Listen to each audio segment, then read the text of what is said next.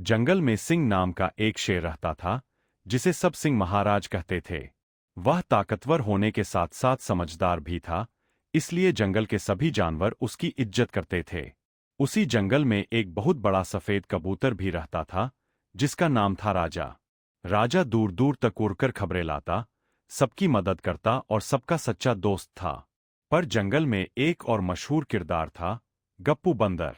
गप्पू हर वक्त मस्ती करता, पेड़ से पेड़ कूदता, केले खाता और बाकी जानवरों को परेशान करता।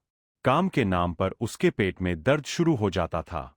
एक दिन सिंह महाराज ने गप्पू से कहा, अरे गप्पू, तू हमेशा मस्ती ही करेगा या कभी कुछ काम भी करेगा? गप्पू हंसकर बोला, महाराज, काम तो उनके लिए होता है जिनके पास मजे करने का टाइम नहीं है। और फिर वो पेड़ पर चढ़ गया। यह सुनकर सब जानवर हंसने लगे। कुछ ही दिनों बाद राजा कबूतर ने देखा कि जंगल की नदी सूख रही है। पानी के बिना पेड़ पौधे मुरझाने लगे थे और जल्द ही जानवरों को पीने तक का पानी नहीं मिलेगा।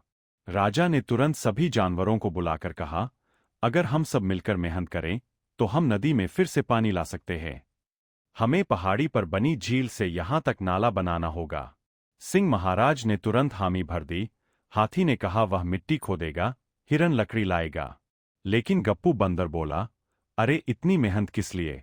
बादल आएंगे और पानी खुद आ जाएगा। सबने उसकी बात पर ध्यान नहीं दिया और काम शुरू कर दिया।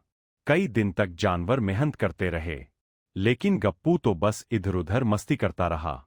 फिर एक दिन गप्पू पेड़ से कूदकर केला लेने गया, लेकिन उसका पैर फिसल गया और वह सूखी नदी के बीच बने एक गहरे कीचड़ भरे गड्ढे में जा गिरा।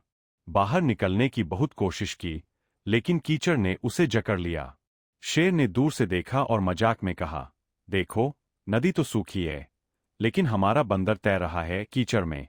यह सुनकर सब जानवर हंसने लगे, लेकिन गप्पू की हालत खराब थी। तभी राजा कबूतर उड़कर आया।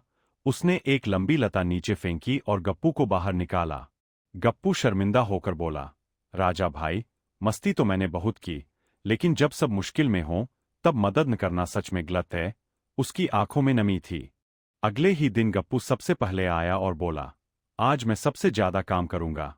उसने पेड़ों से लताएं तोड़ी, नारियल के खोल में पानी भर भर कर लाया और नाला बनाने में सबसे आगे रहा।